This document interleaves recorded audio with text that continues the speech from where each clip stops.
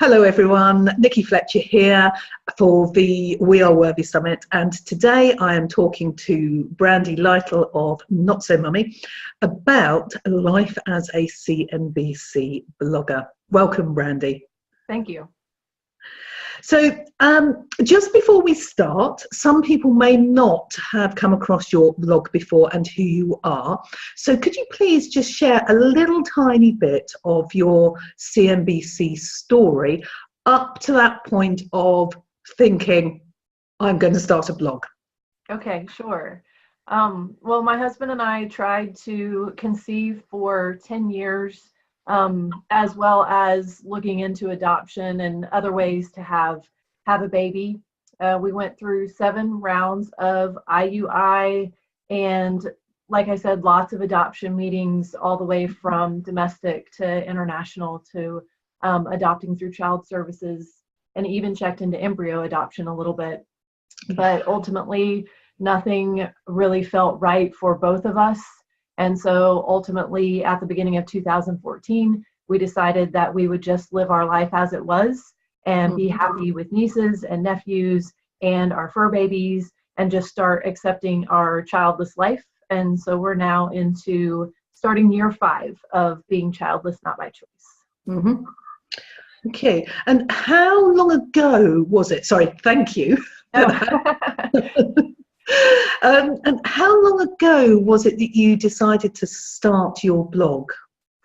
Well, I actually started writing about 9 months ago, but I would say it was a good 6 months to a year before that, that my husband actually gave me the idea for the blog, and I started thinking about what the logo could be, what it could look like, and doing some research into how to actually start my blog.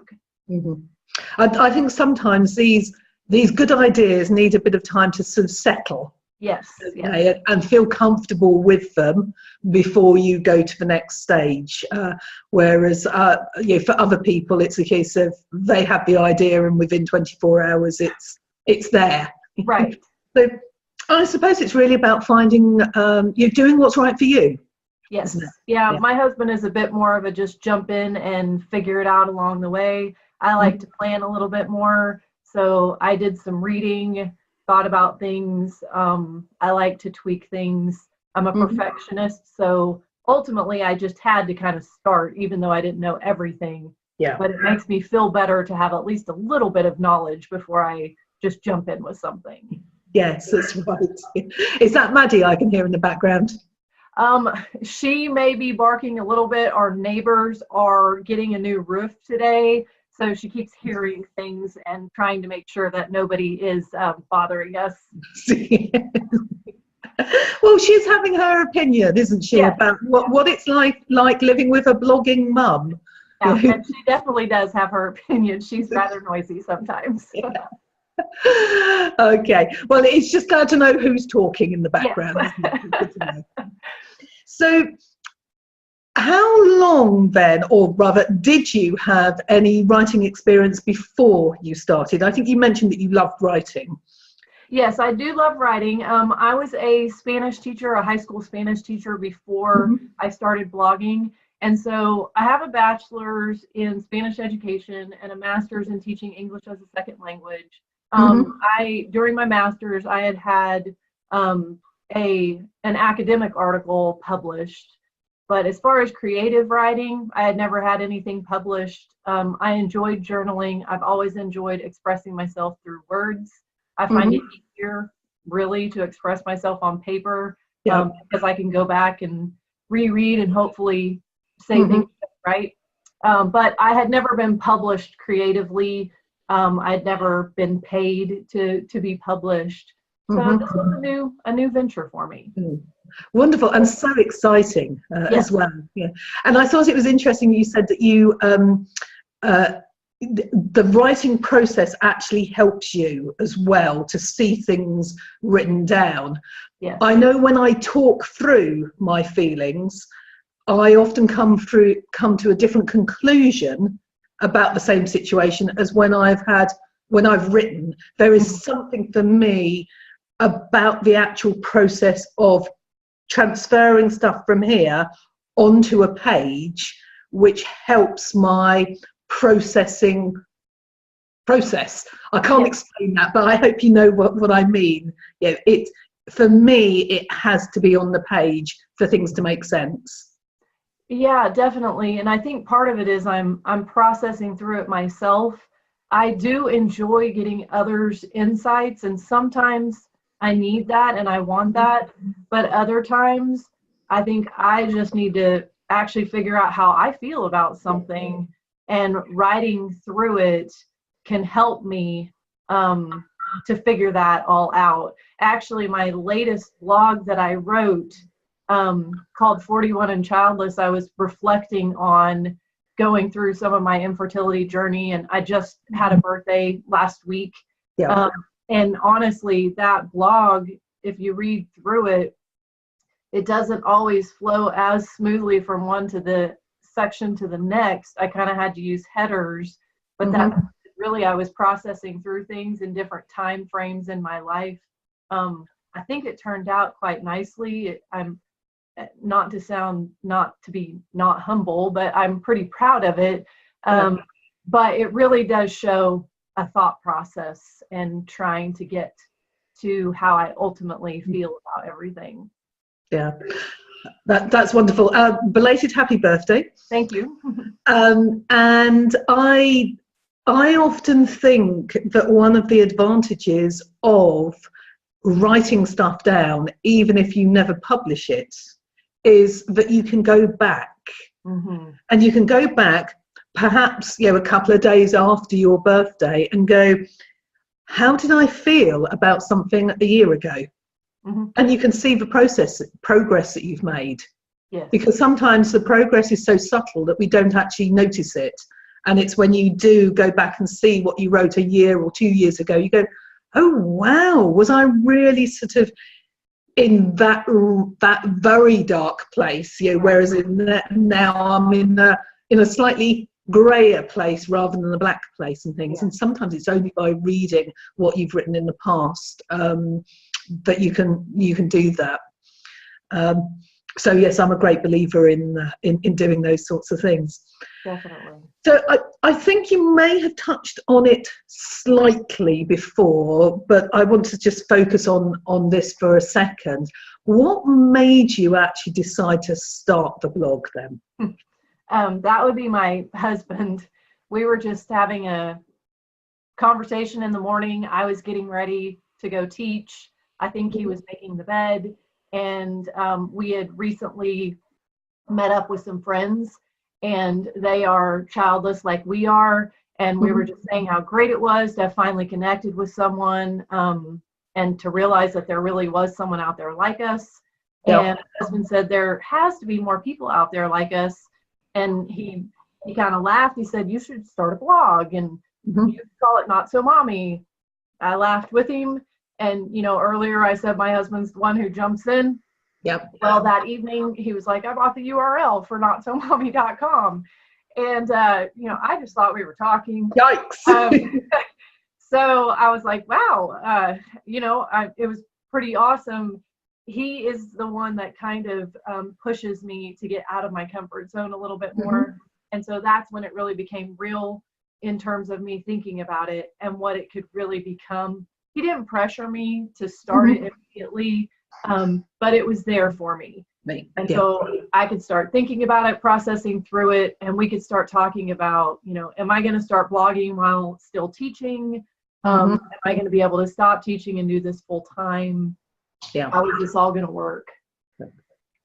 Well, wonderful. And sometimes without somebody pushing you, you need somebody to take a definitive, I can't speak at the moment, a definitive step, something, of a major action of, I have bought the URL. Right. To go, okay, right, let's do this. Right. And it can be, you sit on it for, we've bought URLs that we've sat on for 5 years and never done anything with it because it seemed like a good thing to do at the time. But sometimes you need that sort of just one extra step to do something very concrete, which then makes you go, Okay, let's actually do this then. Yeah. So, and I'm sorry about the barking in the background at this end. A farmer went by in a tractor. Okay, well, we have to say hello. Definitely not allowed.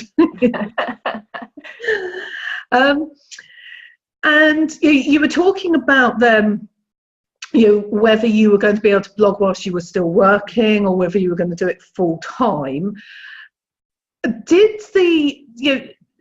Did you blog for a little while? Because I know that you've gone full time now, or yes, I think that's right. We'll be positive. You are now a full time blogger. Yes. Did you do that immediately, or was there a period of time when you were still working and then doing some blogging in your spare time?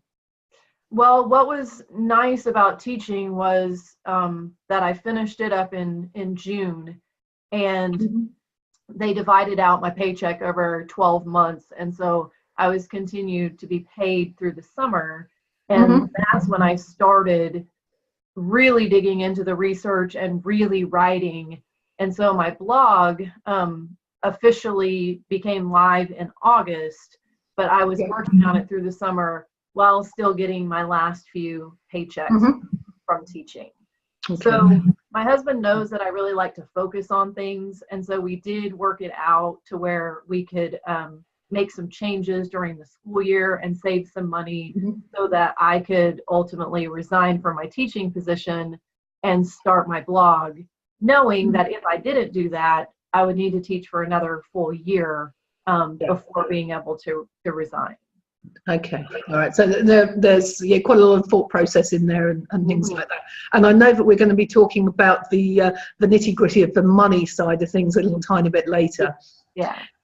So how frequently do you actually publish an article, let's call it at the moment, an article on your blog? At this point, I'm almost 9 months in, and I'm publishing twice a week.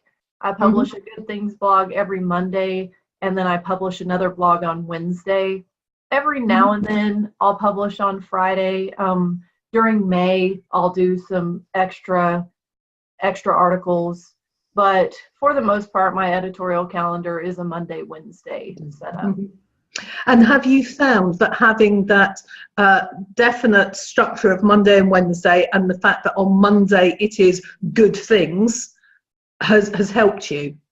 Yeah, it definitely helps me. If I didn't publish, I may lose some readers. Somebody would come to the blog and not see something and, may just go away. But it's not that I have a boss that's going to be angry with me or something for not publishing. So having a schedule and telling myself that this is what I'm going to do makes me accountable to myself. Yeah. And it helps me to be able to look at my calendar and say, I have these things done. I still need to write these. Because I love writing, but there are some days where, you just don't feel like it. So you have to give yourself some deadlines, some motivation, so that you can keep up with your writing. Yeah. And I know that I never managed to get to that stage, but I know quite a lot of people who sort of they manage to write all of their blogs over 2 or 3 days, which covers them for the next month or 2 months. So they can tick it off the list, and they know they've done it, and they've got it there in their calendar of when it's going to be scheduled. And I never, for some reason, got to that stage, although it was what I was aspiring to. Yeah. Well, I'll fill things out and I'll give myself ideas, but then sometimes something comes up and I want to address that, or sometimes the blogs just come. And you can sit down and write it very easily. So I have learned that even though I like to have a plan, I do need to be willing to adjust a little bit if necessary. Yeah. I think that's a really good piece of advice. Yes. And what do you think makes your blog stand out from some of the other blogs? Well, one thing that I think makes it a little bit different is the good things aspect. which when talking about infertility and childlessness, some people may think, how is there anything good about that? Mm-hmm. And I really wanted to look at things with a different perspective. So one of my first good things, at least it was fairly early in my blogging, was called The Bright Side of Infertility. Mm-hmm.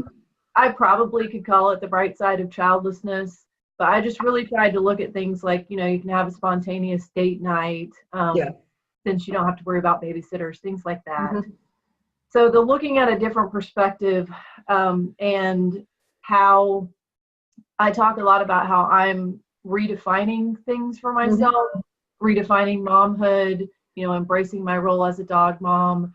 So the Plan B section has a lot of different roles that I've taken on, because my Plan B isn't just one thing, as I don't think anybody's really is. You just do different aspects to create this new plan for yourself. So Plan B, good things, looking at stuff with a different perspective. Like at Christmas time, you know, that can be a really difficult time. So I just wanted to look at things totally differently, try to find joy. For example, looking at Santa Claus and the fact that he and Mrs. Claus are childless. I really liked that blog, and it seemed like a lot of people really connected with that one. Different ways to build a family. Even on Christmas, I posted a blog that said Jesus was childless too. You know, if you really look around, there are a lot of people who are childless. But I guess, you know, perhaps because we wanted kids, we'll see them. And maybe it's because, you know, they're boisterous and they're noisy, and whereas the adults who don't have kids, they're quieter. They're just having a conversation with their husband. And so if we're not looking, it can appear that there's nobody out there like us when there really is. If we just, well, like you said a little earlier, sometimes we have to take a step back to see things. Yes, yeah, and just as you were talking, and you were saying about, you know, perhaps we notice the families when we're out. We notice the families with the children because the whole family group is slightly more noisy. I sometimes think it's you know, when you're traveling in a foreign country, you stand out. But particularly if you've gone to a slightly more remote I can't speak today at all, but a slightly more remote place, you can stand out because you are the only English person, American person, whatever it is. Right. And when you're out socially and you've got, you know, 20 families with children, and there are only 2 families of 2, you know, without children, you tend not to notice that, oh, actually sitting over there is another couple who are like this, because it's all drowned out in the noise, isn't it? Yes. You know? Yes. Yeah. And I'm glad you mentioned your Christmas blog, because I loved those blogs, particularly because a lot of the blogs that we get around Christmas are all about how to survive Christmas. Right. And I know that is very important for a lot of people, but I got to that stage of, you know, I am surviving Christmas at a very basic level, and now I want to take ownership of my Christmas so I can start enjoying it again. Right. And I'm hoping that a lot of other people are getting to that stage, and that's when blogs like yours really come into play, because they don't need the how to survive anymore. They need the let's turn this on its head and look at things in a different way. You know? Yeah. So you've talked about a number of the different blogs that you've written, specific blogs you've written. So where do you get the inspiration from then? Because I like to look at things in a different way, I've really started paying attention. Like when I'm listening to the radio, there may be something that catches my interest. And so I think, hey, I could write a blog about that. Or the blog that I mentioned, 41 and Childless, it was because of my birthday, but it was also because I posted this black and white picture of my friends and I that I just really loved. And it was when I was 35 years old, and they all had littles, and I didn't want to be by myself in the big group picture. So I grabbed Valentine, who was our fur baby at the time, and he joined the picture. Yeah. And that got such a positive response on social media about how awesome that was. And, it's super sweet because baby Jake is reaching over to pet Valentine. And it's just my favorite picture. It's hanging up in my snug. And it got me to really thinking and contemplating and reflecting on those really special moments and moments that could easily be forgotten, or that you could easily say, well, that wasn't the moment that I wanted. But they are beautiful. And I'm sorry. Don't worry. You just have to look at them, not through the lens of this isn't what I wanted, but through the lens of look at how awesome this turned out. Yeah, what you actually got. Yes, exactly. Not what you don't have, but what you do have. And so it just, that whole blog, just thinking about these past moments and really, really just reliving them and loving that I was able to have that moment. It's been nice. Yes, yeah. And I think that something like that is a huge sign that acceptance and healing is happening. Yes. Because I think for so long, when we are in the midst of all of this, we are in, and I don't want this to sound horrible, but we are in victim mode. We are. It's a case of the universe, whatever it is, has dealt us this horrendous pack of cards. It's an absolute nightmare what we've got to go through. And when we are in our darkest days, that's all we can think about. And we do unfortunately slip into victim mode. And it's during those times we find it very difficult to look at things and go, actually, there are elements of my life which are good as well. I don't know if you can hear that in the background. That's Cartier. I'm just gonna stop this and get her to quieten down. Hang on a moment. Okay. Yeah, so you can get into this very dark place where you just cannot see the good in anything, and it can be so difficult to come out of that. One of the little things that I found really helps at that stage is practicing some gratitude or mindfulness exercises. And it can be the simplest of things. I did one it was about June, I think, of last year. And it was a 7-day challenge following the 7 colours of the rainbow. And basically, all you needed to do was, on a particular day, you would be focusing on red. And the challenge was to identify and photograph, if you could, and share them on the Facebook. Sorry, I've got to hiccup.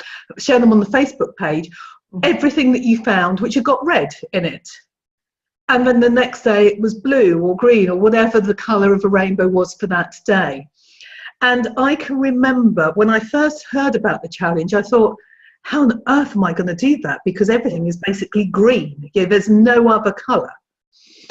And when I started doing it, I'd find that, I was driving along the car and there was a road sign which was orange. So it's a case of stop the car, I've got to go and photograph it, which just added a lot of sort of spontaneity and laughter often to the days.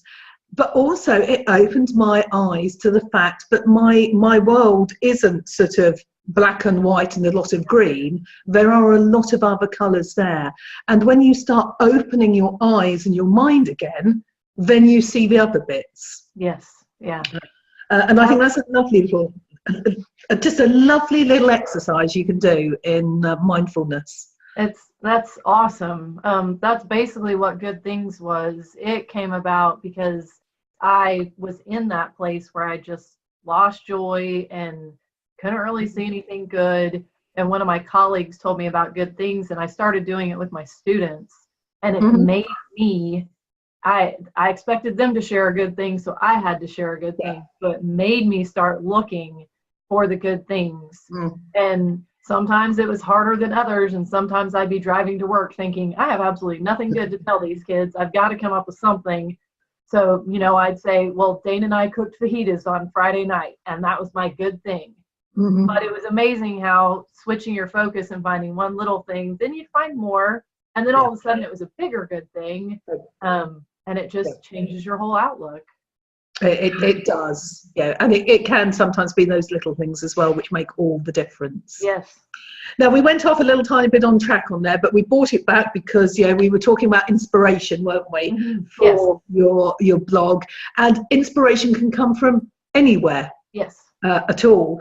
And in fact, you wrote a blog very recently, and I commented on that blog saying about the fact that I felt that I was like a butterfly emerging from a cocoon, and that because I'm still work in progress in my healing and acceptance, I'm just emerging from the cocoon. My wings haven't dried. I don't have the strength to use them properly yet.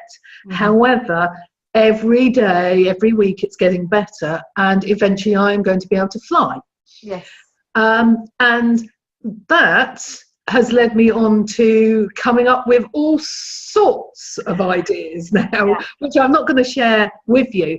But the fact is that inspiration can come from anywhere. Yeah. And I don't want to particularly give advice on this because this is about what you've been doing. However, the one piece of advice I would give to people is when inspiration comes, don't question it. Right. Follow it. Yeah. And write it down. Yes. Because you soon forget.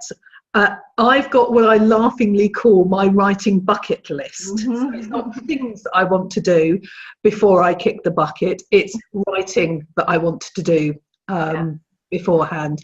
And my writing bucket list is currently at somewhere around 50 individual things. And they're not blogs, these are books. Yeah. Which is actually quite scary. Yes. But what I do is I get the inspiration, I open the list, and it is a physical list that I've got. I open the list and I write it down, just sort of 2 or 3 words, 2 sentences at the most, just so that I've captured the essence of what the inspiration was. Because then I can let it go and I can go and back to doing what I need to be doing. Right. However, I know that I can go back to it when I need it. Yes. Yeah. You have to. I have a stack of, I always write them down too. I have a stack of papers that I have clipped together. And that's where I've been going back to lately to get ideas and to realize, oh yeah, I had thought about that. So now I can go ahead and write the full blog about it. Which is wonderful. Because you never know when you're struggling for 1 week and you go to that list and you go, oh, okay, actually that inspires me again. That's right. I have an idea. Yeah. We did go off slightly on a tangent because what I wanted to talk to you about next was some of the technical challenges. I'm actually almost hesitant asking about these because of the technical challenges you and I have had getting to record this conversation. Yeah. But how have you coped with the technical challenges of starting your blog and then the ongoing maintenance, if you like, of that blog? I think back to the beginning, and I already mentioned, I don't really like just figuring things out. I like to know the steps and to be able to go through the process. And, I had never built a website before. So there was a pretty big learning curve on all of it. Now, once you figure it out, it's not that hard, and you wonder why you thought it was such a big deal in the first place. But initially, it causes a little bit of anxiety. And I'm still coming across things that I don't know how to do. Facebook has not been my friend lately. I take a lot of time to find the perfect image for my blog, and then Facebook doesn't find the image or tells me the page isn't found. And I have had some conversations. I use Buffer, and I've had some emails with them trying to figure it out, and I still haven't quite figured it out. And so it's frustrating. And so last week, I just put my image that I knew I wanted with a link. Now, it didn't look like the blog normally does. So, you know, that irritates me a little bit. But I think it's all about learning to kind of go with the flow, which I'm not always great about. And even though I say, you know, embrace plan B, when it comes to my technology, I'm not always great about embracing plan B. I want it to look how I want it to look. So I do a lot of talking to the computer and wanting to know why this isn't working. Luckily, Dane is pretty good at technology. And so when I just can't figure stuff out, he's my on-hand tech guy. But it really is just kind of teaching me that things are not perfect. Be willing to learn new things. And if it doesn't work out, it's not the end of the world. You know, I've had things come across Facebook. It says page not found. And I'll just write a little comment that, you know, I'm sorry. Here's the link. I don't know why it's not working or didn't work in the first place. It's sometimes you just have to go with that. And also, I think I've lost my train of thought now because I was thinking about something and then you added something else in there. Oh, I know what it was. It's a case of don't be afraid to ask somebody. Yes. Yeah, because you can spend 4 hours trying to sort this out. Right. And then never get there. Yeah. And then it will have taken 2 minutes. We had something, I think it was something for when we launched the magazine. And it was something that Andrew was struggling with.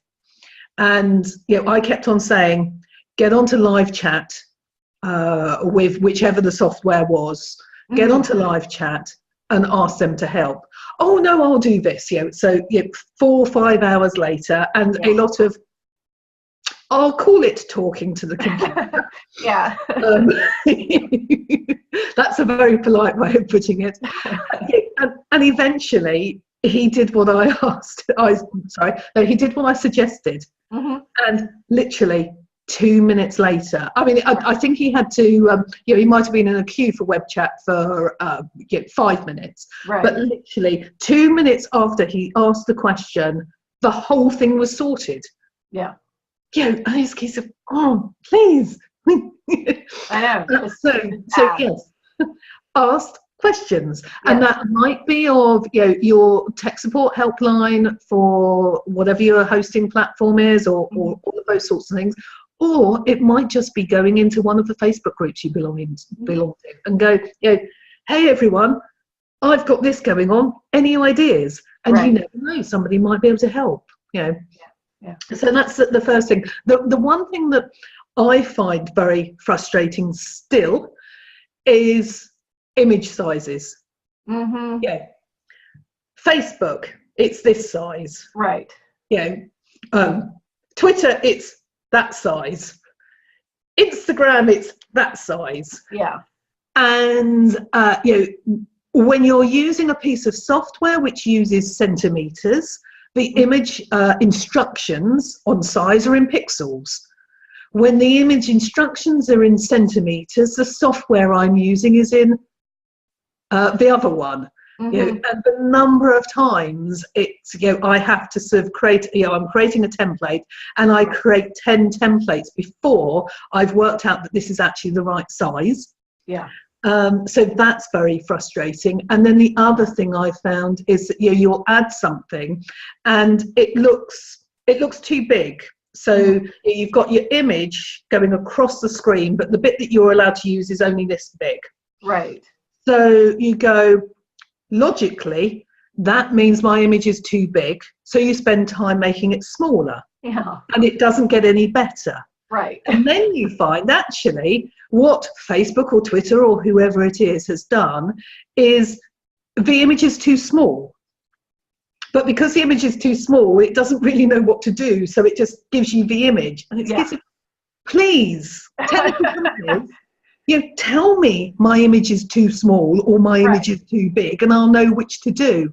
And the number of times I've spent 2 hours making my image a tiny bit smaller and it doesn't work, a tiny bit smaller again and it doesn't work, and then I go, perhaps it's too small, so I make it bigger and it works. Yeah, it's like, oh my gosh.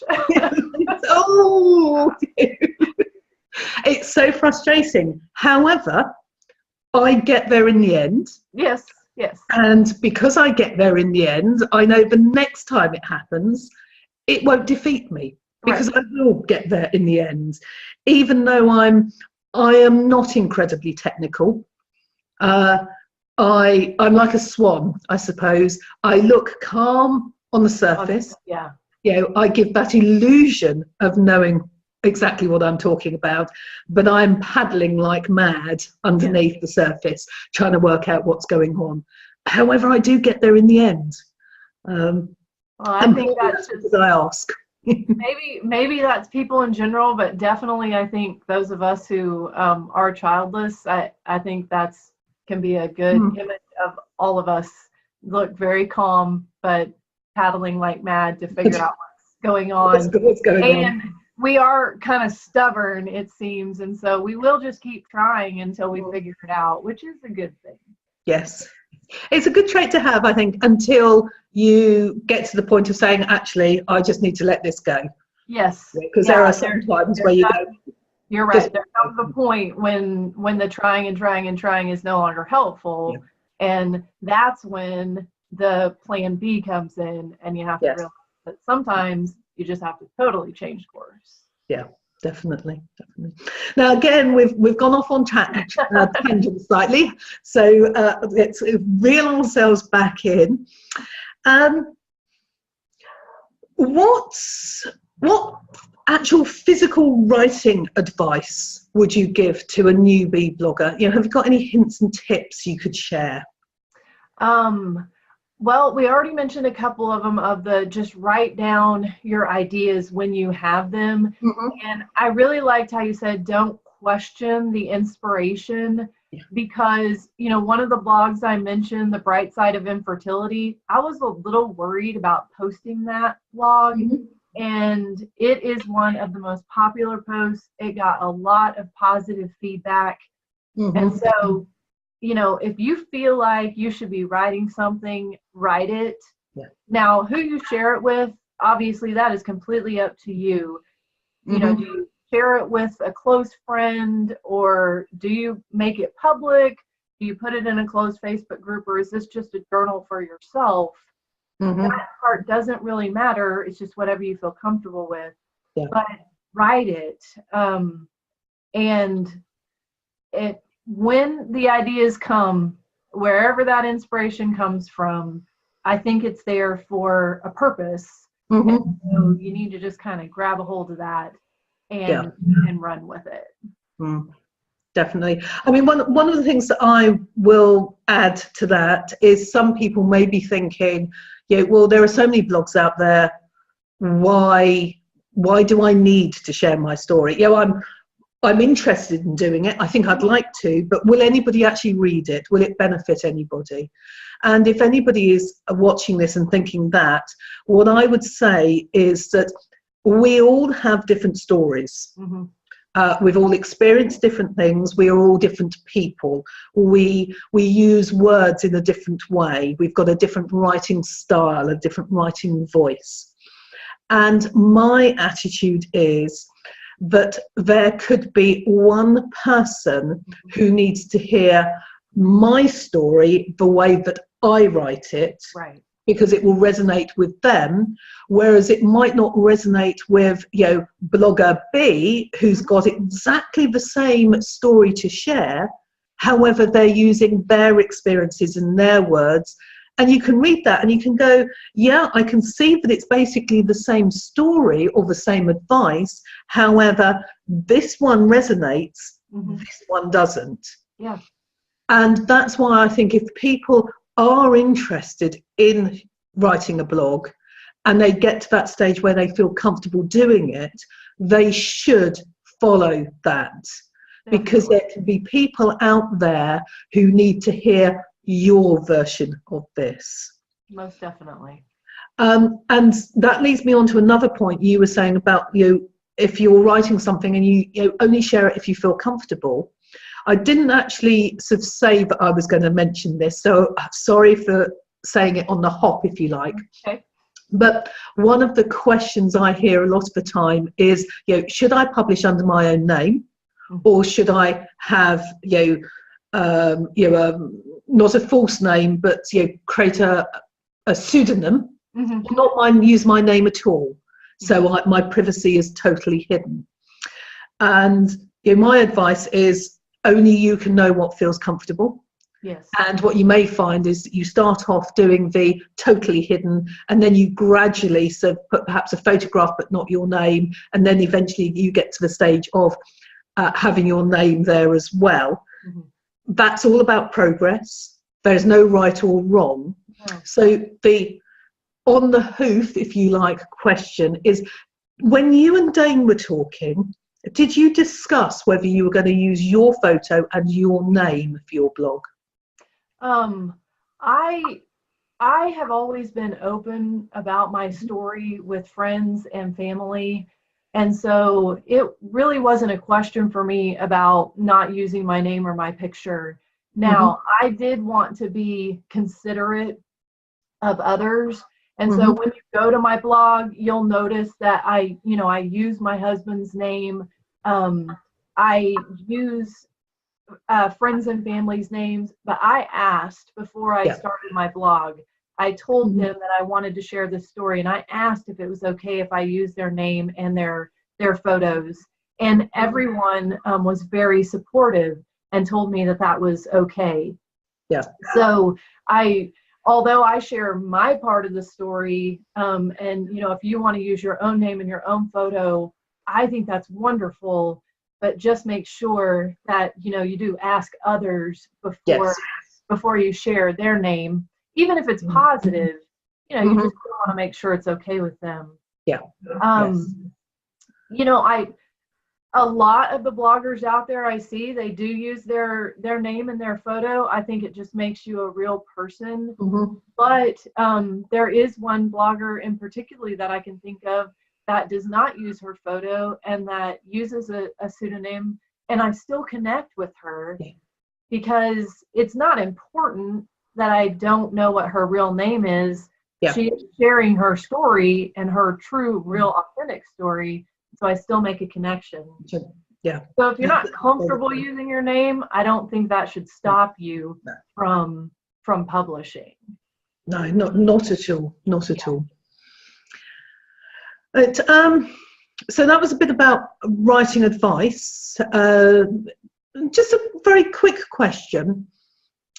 Writing is a muscle, and the more frequently you use it, the stronger that muscle gets. So I know some people write every day. Do you write every day?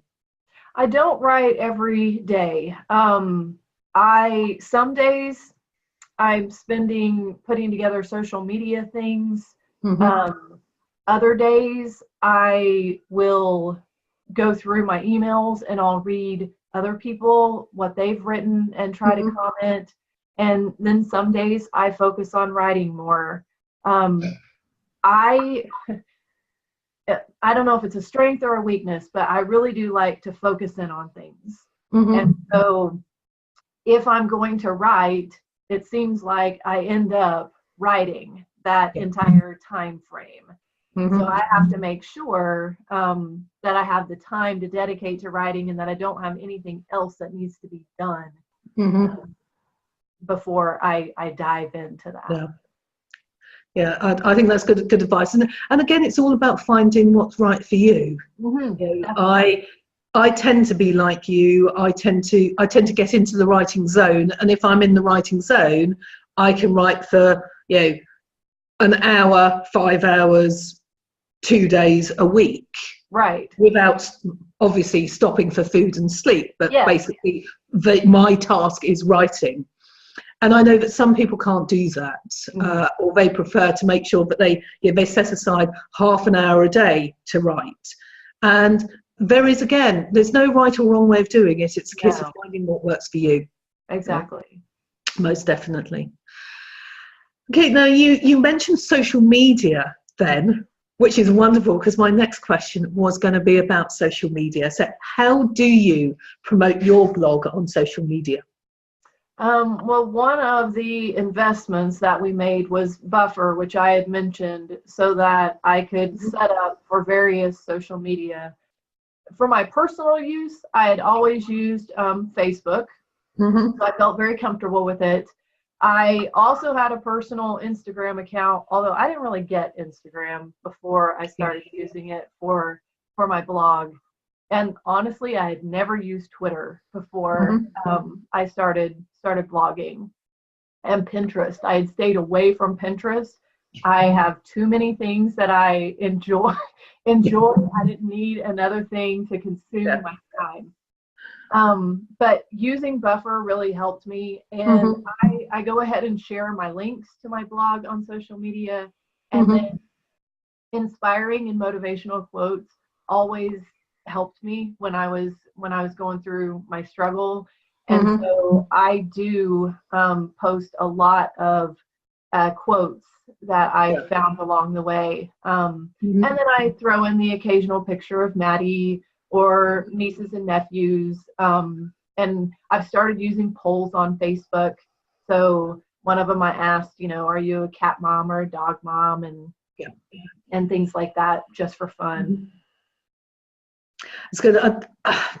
One of the daunting things I think about all of this is there are so many things that you can use. You just get your head around Twitter, and then somebody mentions Instagram. So you go and look at Instagram, and you're just getting to grips with that. And somebody mentions Tumblr or Pinterest or Squidoo or whatever it is. And you can't be an expert at all of them. No. So I think the trick is to find what works for you, not only in the sense of helping you to reach your audience, but the way it works is the way it works with you as well. Your setup. For instance, we have just started using Instagram. And I have to say that at the moment, I hate it. And the reason for that is that we have laptops, we have a mobile phone, but one of the dogs caused us to drop our tablet and break it, and we've not replaced that yet. And it's so difficult using a laptop on Instagram. It's nearly impossible. It's a case of And the other thing is that although I'm fairly technically minded and savvy, Instagram I find, and in this I must admit it must be because might be because I'm using it on a laptop rather than mobile device. But they've got a little symbol, and I hover my mouse over that, and I'm expecting to get something saying that this is your settings button, or this is how you add a photograph, and I get nothing. And it's a case of, I think it took me 20 minutes to work out how to log out of Instagram one day. I guess it doesn't. That's why I like Buffer, because I can put my Instagram images from my computer onto Buffer, and then it sends it to my cell phone and sends me a notification that I have a post waiting, and then I can easily post it. Now, Buffer's not free, but it is one of the things that we decided to invest in to make life easier. Because Instagram and Facebook are the two that I really focus on. Pinterest, I put things out there, but I haven't focused on it. And then Twitter is growing, but I'd say it's my third. It's really Instagram, Facebook, and then Twitter, and then Pinterest is kind of an afterthought. And I think, again, it's a case of exploring. There's a bit of play around it. And also, there are so many things now that can help you. I mean, there are some aspects of the internet that I hate. Because of the lack of social integration that you have face to face with people and things like that, Right. and all of the terrible stuff that the internet is used for. However, being able to type into a search engine, YouTube video about or how to post, so much information on your fingertips. And there are lots of people who do little free courses or free challenges which will help you to go through things, and that's one of the things that Andrew and I are creating now, is a little list of stuff to do in our spare time, which will be things like, getting to grips with how to use Instagram, how to use Buffer, and all of those sorts of things, so that we can really get to grips with it, because the time and effort invested in learning these things will then make our lives so much easier later on. So it's a worthwhile investment. It is. And we're going to come on to investment in terms of money in a few more minutes. So we touched on social media, and we also we were talking about Twitter and Instagram, etc. Do you use any other form of promotion then for your blogs? Well, I guess I share my story in a lot of different places, which it does promote my blog. Really, the reason that I do that is that I encourage others to share their story. And so I want to share mine as well. And, you had mentioned that you should share your story because you say things in a different way. And so it may connect with someone. And so, I've shared my story on EndoTough, on My F Word. My story is on the National Infertility Awareness Weeks. It's on their personal stories page. I submitted it. I had submitted through Instagram, and I was scrolling through Instagram one day, and I was like, whoa, wait a second. And they had chosen my story to share. And, it's really nice that you did, they felt a connection and then wanted to share it with people. And so as far as promoting, I guess that's the only other way I'm promoting besides social media, is to just get out there and to connect with other people, to participate in the summit and in World Childless Week. And then I do really like the blog Life Without Baby. I read Lisa and Kathleen's blogs, and I comment there a lot because I really do connect. And I shared my story with Kathleen on Life Without Baby as well. Which leads me nicely on to my next question, which was about the importance of connecting with other bloggers within the community and the community itself. So why do you think that's so important? Well, initially you'll think, why would I link to someone else's blog? I'm driving traffic away from myself. But the purpose of all of this is to really find a community and to get help to people so that they don't have to stay in that dark place where we've all been. So if they're not connecting with me, well, I need to let them know about other places. Maybe they could find connection and help there. And, it's funny because I was scrolling through Facebook and the thunderclap for World Childless Week came up. And I was brand new into blogging. And I was like, okay, so this sounds really cool. Should I support it? Am I going to be, like I said, driving people away? And I scrolled past and something told me that it was like, just support it. I mean, this sounds like a really amazing thing. Support this. So I clicked that I would support the thunderclap for World Childless Week, which is how I connected with Stephanie, which is how I connected with you, which is how I found all these amazing people. And in that, it was that one decision. If I would have kept scrolling, maybe I would have heard about all this stuff later on. But that one click was what connected me with all these people. And I found support. And, you think you're at this great place, and then you realize I still had some things to work through. And it's really nice to be able to talk to people about these things. That's right. And the other thing is that, you know, we need to be thinking about other people as possible collaborators and not competition. Exactly. Yes. Again, I hope this doesn't sound horrendous, but there are enough people out there who need support and need to be reading these things, because of how prevalent infertility and being childless not by choice is, that there is enough people for everybody to be writing a blog, basically. So, you know, I totally agree with you. And I think also the more you reach out and connect with other people, the more people will connect with you as well. And I'm talking about those physical links from your blogs. Yeah. So you know, the search engines, for instance, like blogs which have got an external link to something else. Yes. And it puts you up the search engine rankings.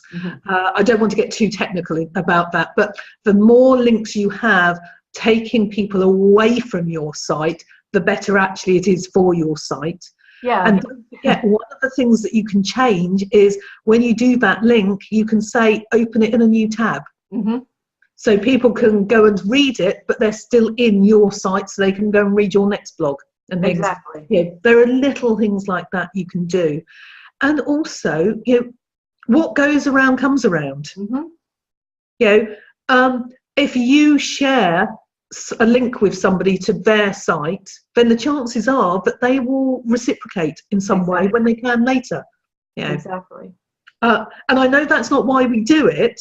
However, that's what ends up happening. Yeah, basically that's the way the world works, isn't it?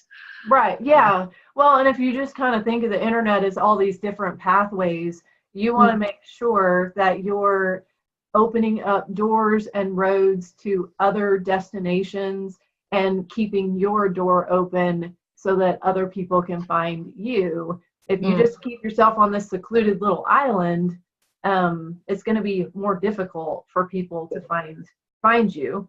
And you did this so that you could help people. You have to make sure that they can find you. Yeah, exactly. I mean, one of the other things we were talking about other ways of promoting, and now we're talking about the community. Of course, one of the things that we haven't talked about at all is guest blogging opportunities.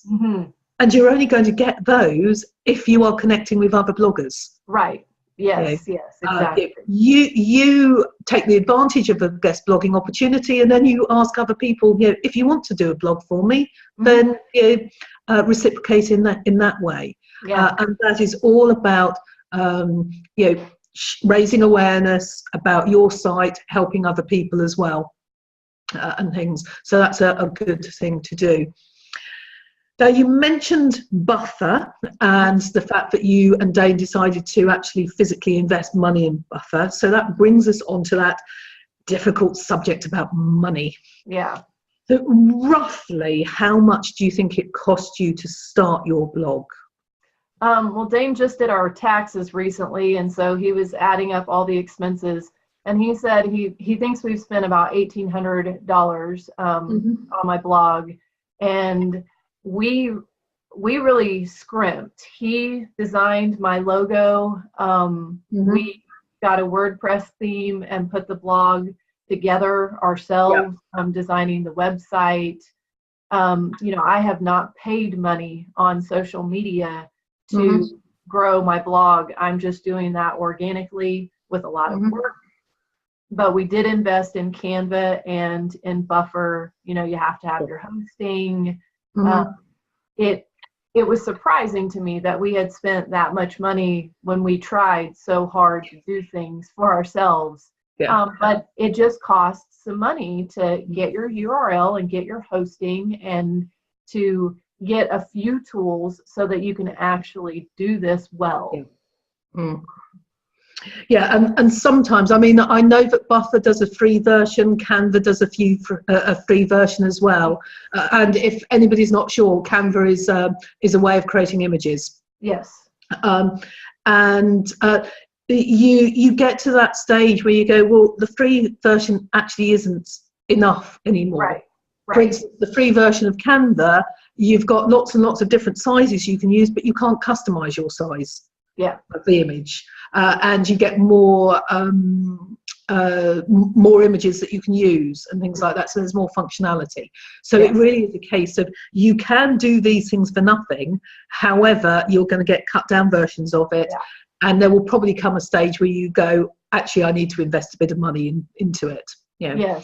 And luckily Dane was the one who encouraged me, because I had said I'll just use the free version, and he said that, you know, that it's us investing this money is going to make your life easier, and you're going to be able to do your work quicker. And so in the long run, it will be better that we do go ahead and invest a little bit instead of trying to do everything for free. Yeah, that's right. And also there comes a point where you say time is money. Yes. An hour of my work is X number of pounds, X number of dollars.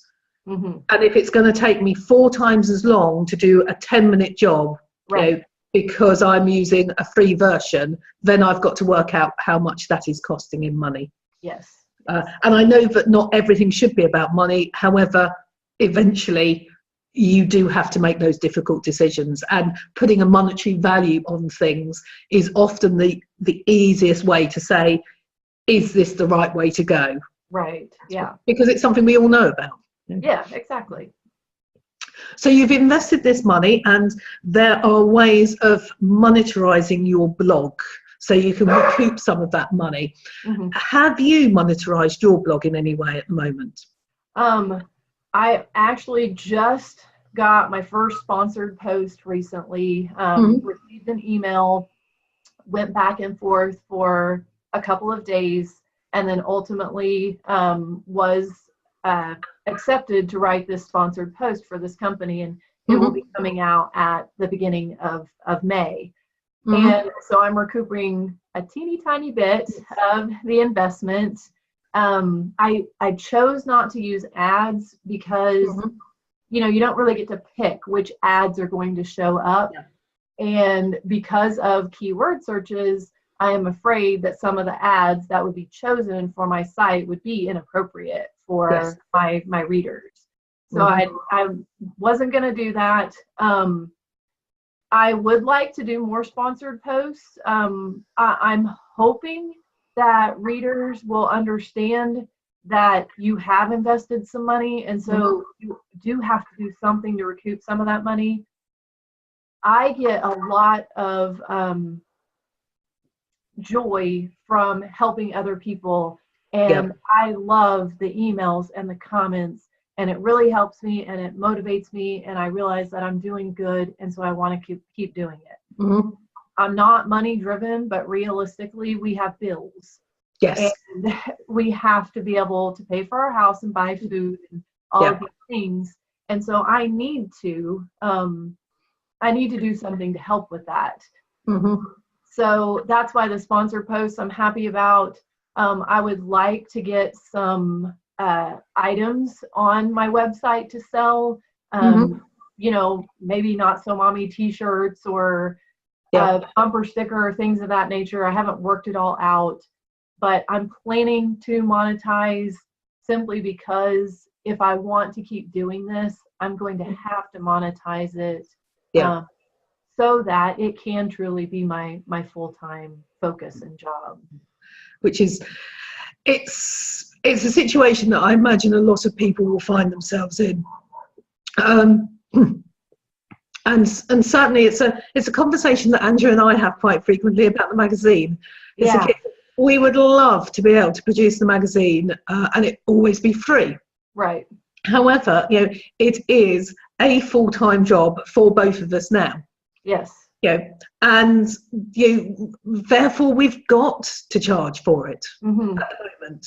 You know, because we haven't won the 140 million on the lottery or whatever it was recently. Not that I personally would hate to win that amount of money. I think it's far too much. However, you know, as you say, bills have got to be paid, food has got to be bought, and if this is the only source of income, then if this is what we're doing, then there's got to be some way of of getting that money coming in. Yeah. But I totally agree with you about the adverts and some of them not being appropriate. I can remember when I was wanting to, I think I was wanting to do an advert for on Facebook, on the Facebook page for the magazine launch. Mm-hmm. And I went through all the process, and you can type in your keywords, and those are so you type in the keywords for the people who would see your advertisement, and then you work out how many times people see it, for how long, etc., with your budget. And the only thing that came up for infertility was an infertility specialist, an infertility consultant. Mm-hmm. Everything else was parents, children, childcare. Yeah. Nothing came up. And actually, it's something that I do. I'm not quite sure how you get in contact with Facebook nowadays, but it's something that I wanted to get in contact with them to say, look, you have got now a huge number of infertility and childless not by choice support groups in Facebook. Why don't you have these as categories in your adverts? Yeah. Yeah. Because it is a big market, unfortunately. Yeah. And it used to be, when I did this 3 or 4 years ago, you could just type in whatever words you wanted to. Mm-hmm. But now it's a drop-down list, and you can't type in your own words. Yeah. And it's a case of, no, you can exclude. This case, you could say not parents. Yeah. It's not bad. And I went through all of this, and it's a case of, well, I've got a feeling that all of my ads are going to go to people who like sport. Yeah, I know.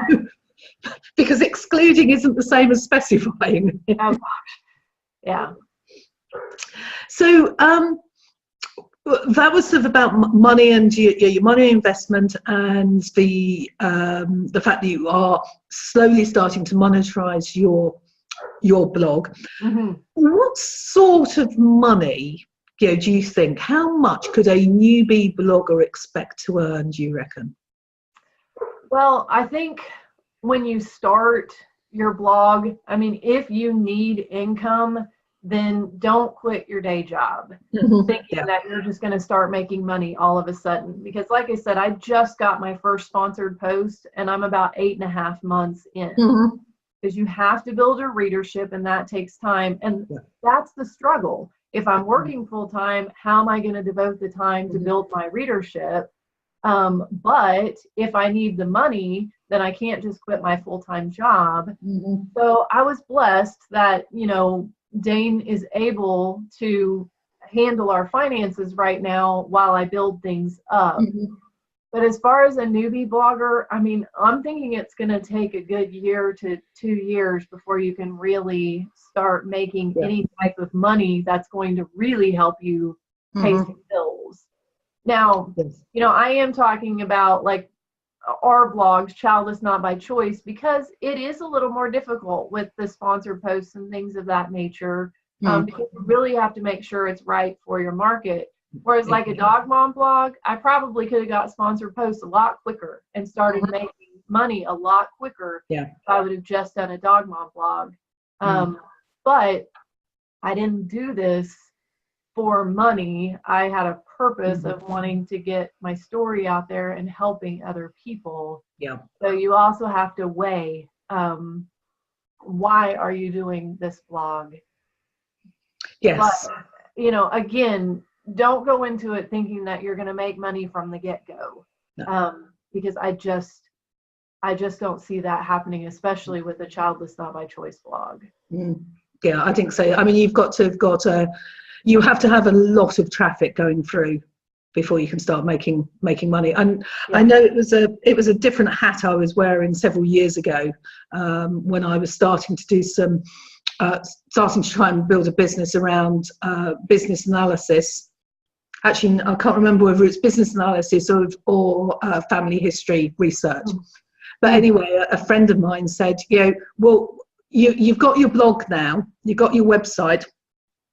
Why don't you monetize it by having paid advertising on it, but not the random stuff. You actually go and approach somebody who pays for an advertisement. and I researched it. And okay, this is 3 or 4 years ago, so things may have gone up a tiny bit. However, I did look about 2 months ago, and I don't think they changed very much. But they were saying that for the industry standard, if you like,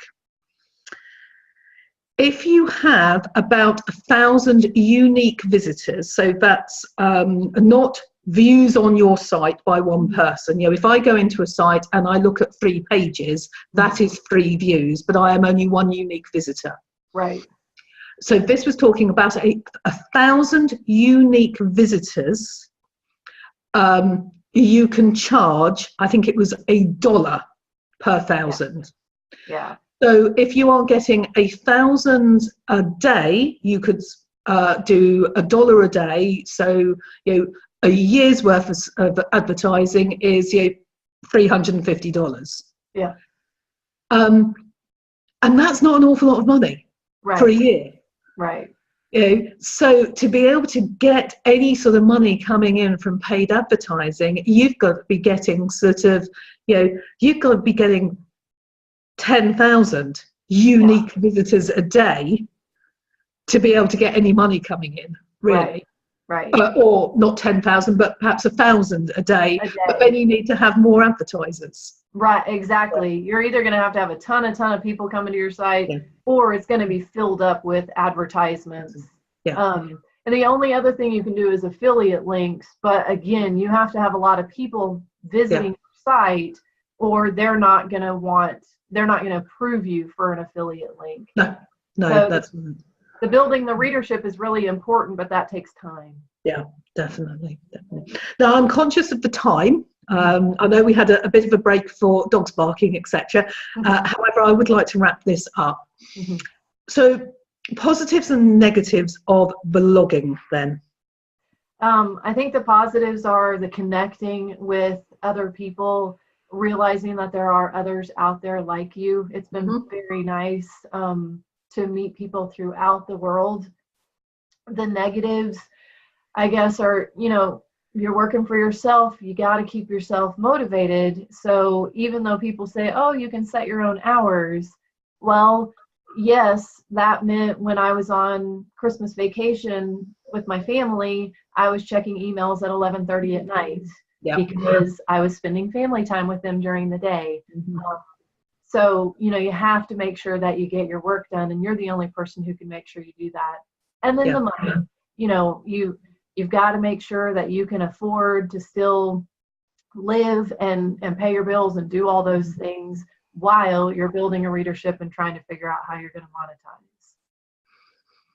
Yeah, definitely. And the time management stuff is so crucial. And as you say, there's a lot of flexibility in it. But we've got the universe didn't get the memo that the grass shouldn't grow for the next 3 weeks. Right. So our grass is sort of, it's knee high at the moment. Yeah. And we managed to do, we've done about 1/3 of our field. We've got the rest of the field to do. And then we've got the proper garden around the house. Yeah. And it's over the next couple of days, we can probably mow between 3 and 5 o'clock in the middle of the night, which might be a bit dark, and also I don't think our neighbours are going to appreciate it. Yeah. And it's a case of, but it's going to start raining again after that, and if we don't get it done now, then it's not going to be knee high, it's going to be waist high. Right. So something has got to give somewhere to be able to do that. Yeah. And yes, we've got the flexibility. However, the flexibility sometimes comes at a cost as well. And you do end up doing some pretty strange hours occasionally. Yes, you do. So we mentioned the technical challenges a little while ago. I just want to finish on the how did you deal with the lows, and then we'll think about how did you celebrate your highs as we're talking about positive and negative. So how have you dealt with the lows? I have to really make sure that I don't allow one negative to overtake and overshadow all of the positive. For example, I had a lady who was upset with a blog that I wrote, and we had a conversation back and forth via message, and ultimately she was okay. But it was a little hard on me because I had really tried to put this blog together and to give a positive message. And so it was kind of surprising to me that somebody took it negatively. Yeah.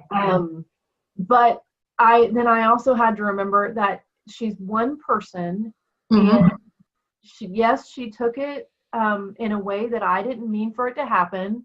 Yeah. I apologized and explained that I didn't mean it that way. Yep. But she is one person, and I can't let that completely overshadow everything else. And my husband is pretty good about reminding me that she is one person. And, don't focus on that. You've got to let that go and focus on everybody that you're helping and everybody who's giving positive comments. Yeah, most definitely. And it's so difficult. And we've been in, Andrew and I have been in that situation. And it is so easy to fall into the trap of, we've got to resolve this. We've got to deal with this, etc., because we don't want the bad publicity or whatever it is. Right. And you end up spending far too much time focusing on it, which isn't a good idea. And you just have to remember, you can't please all of the people all of the time. Right. And if you've got one person who didn't like it, but you've got 10 people who did like it, then if you can, focus on the 10 people who did like it. Yes. And if you worry about it too much, you'll never write anything either. That's so true. Yeah. That is very true. So it is difficult. There was something else I was going to say about that. And the other thing is to remember that as human beings, we tend to accept the negative comments about us far more easily than we accept the praise. We do. We accept without question anybody who is criticizing us. And yet when somebody praises us, we always wonder what their motive is for it. Right. Why are they saying that? And we shouldn't be doing that. What we should be doing is accepting without question the praise and questioning when people are criticizing us. In this case, okay, it's your opinion. Yes. However, have you got any sort of facts to support that opinion? Right. Because if you do have facts, then perhaps there's something that we need to address. But we don't, humans are strange, aren't we? Yes, we are. And honestly, when I get something negative, like my mom reads my blog, my husband reads my blog, and so I will ask, did I come off wrong? Did this sound wrong? Is there something there that I was missing? Because if it's me and I needed to change my tone or something, I want to know. But you're exactly right. In this situation, both of them said it was an opinion. Yeah. And it's not how I read it, not how my husband read it, not how my mom read it, and quite a few people who commented positively on Facebook, not how they read it. So ultimately, I was like, okay, I don't know where she is in her journey. So, perhaps that is what played into the way that it was taken. And that is a very important thing to mention, is the fact that people will read things differently depending on where they are in their journey. Yes. If you're further along the route of healing and acceptance, you're going to be more open to things which are positive. Yeah, most definitely. So that's the lows. We're gonna end on positive notes. So how did you celebrate, or how have you celebrated highs? I read every comment and everything on Facebook, and when something is really, really good, my husband and I, when we're talking in the evenings or having our nightly walk, I'll share, that this I got this comment, that I helped this person, or this blog got this many likes today. Yeah. And because it is easy to focus in on the negatives, I try very hard to pay attention to those. And then, like you said, to celebrate it, even if just to talk to Dane about it and let him know. Or, I think when I reached 500 likes on Facebook, I made a social media poster and said, thank you. Because it's kind of cool, that you have that many people who have decided, hey, I want to see what you have to say. Yeah, exactly. I check Google Analytics once a month, and things have been growing. So that's a positive day that I can say, you know, I have 5 more people who've subscribed to email or whatever it is. Even if it's little things, just to know that you're reaching more people and to focus on that. And to remember why you started in the first place. Yeah. I'll kind of combine a high and a low. One day I had checked my Google Analytics and actually things had gone down a little bit, and I was a little bummed that fewer people were coming over, and I was trying to figure out, you know, is it what I'm writing? What's going on? And then I got an email from a lady who said she had found my blog and explained that it was really helping her and she was appreciative. And it made me remember that no matter what the numbers say, I'm not doing this for numbers. I am doing this to connect with the right people. And that day I connected with the right person. Yeah. So instead of focusing on the numbers got lower, I focused on her and the fact that it helped. Yeah, which is a great thing to remember as well. It's the quality, not the quantity. Yes, yes. As well, which is good. And celebration doesn't have to be something very big. I can remember, and actually it was when I was doing the Thunderclap campaign for World Childless Week. Yeah. I shared in a different group that, you know, I needed some more support for it, and would anybody be interested in supporting for me? And a few people did, and the owner of the group came back to me and said, you know, how's the campaign doing? And I said, you know, we added another 10 people today. And she said, oh, that's absolutely brilliant. How did you celebrate? And I said, well, actually, just the fact that we've got 10 more people pledging their support is a celebration, because it means that we only have another 5 to get or something rather than 15. Yeah. And she said, no, that's not enough of a celebration. And I said, well, actually it is, because the nearer I get to the target, it means the campaign will trip, which means that the social media images will go out, which means more people will hear about World Childless Week, which is all brilliant, and that's celebration enough for me. And she said, no, it's not a celebration, Nikki. You need to do something for yourself. And I think eventually I said, I picked a relevant song on YouTube, something uplifting, you know, and I said that, you know, I did the YouTube link, and I said, I'm currently dancing around the room as if nobody's watching. And she went, yeah, that's a celebration. I wasn't actually, I totally lied about that. However, she just wasn't accepting that for me, the celebration was the fact that we were getting towards our target, and so many more people were going to hear about it. But to me, that is a huge thing. It is. She just didn't accept that at all. So, yeah, you can celebrate in all sorts of ways, as long as it's a celebration which makes sense for you. That's right. That is right. And then just one last thing, looking to the future. Yes. Where do you see your blog and or your writing in general in 5 years' time? Where do you want to be? Well, in terms of writing, I do have some ideas for books, and you know, I was like, I'm going to start it, and still haven't started it. So May is a big month, you know, the summit coming up, and then Dane will be graduating with his MBA, and then we're going to spend 2 weeks in England celebrating. He has always wanted to go to England, and so we're going to do it. And so in June, when things calm down, whatever that means, I am going to start writing this book. Like I said, I like to focus on things, so I'm going to have to make myself do you'll write 30 minutes a day, or you'll focus on the book once a week or something. I'll figure it out. And so I want in 5 years to still be working on the blog, to have figured out a way to monetize it, or to get some other website going that I could monetize so that I can focus energy and keep this up. I'd like to get a book published, so I'm interested in the So You Want to Be an Author event. I'll be checking that one out. And I just hope to still be writing and still connecting. And you know what? I mean, it would be great if perhaps, I don't know, it's maybe less needed, you know, that childlessness is talked about more, and that people don't feel so alone.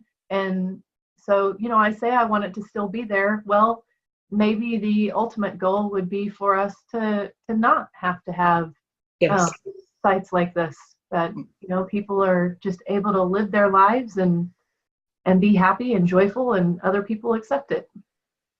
That's definitely, yeah. I mean, I trained as a life coach, and one of the things I think that my purpose as a life coach is to get somebody to the stage where they don't need me anymore. Yeah. Because then that's my job done. And I think that about the magazine, about the summit, about World Childless Week, about all of these blogs, about the books, is the ultimate aim, surely, is to do ourselves out of a job. Yeah. Unfortunately, I think it's going to take a long time, because it's a heck of a lot of work in terms of raising awareness in the wider world before we can get to that stage. Because unfortunately, for every person who gets to a level of acceptance where they don't need to be having this type of support, we've got another person coming in at the bottom. Yeah. Who desperately needs that support and may not even know where to find that support yet. Right. So it's a continual process of renewal is the wrong word, but you know what I mean. You know, it's new people, unfortunately, joining the community all the time who need that support, and it's going to take, I think, a long time before we get to the stage where there is so much awareness about our situation that the support is there generally anyway. But that's a topic for another conversation. When you are ready to write your book, please let me know, because I've written a couple of books myself, and also I have got I've actually got a training program as well. Awesome. I can let you have as a thank you for doing this. You're wonderful. Thank you. My pleasure. It has been wonderful talking to you, Brandy. Thank you so much for taking the time to do this. It's been great, and I hope that the discussion and the banter we've been having as well has been useful to people. It's got lots of useful content in there, and also it's perhaps sort of quelled a few of those fears about should I, shouldn't I write a blog, etc. Just do it. Now, definitely just do it. One last thing before we go. I'll put this up as a slide so people can see exactly how to find you. But tell me again what your blog's name is, what your URL is.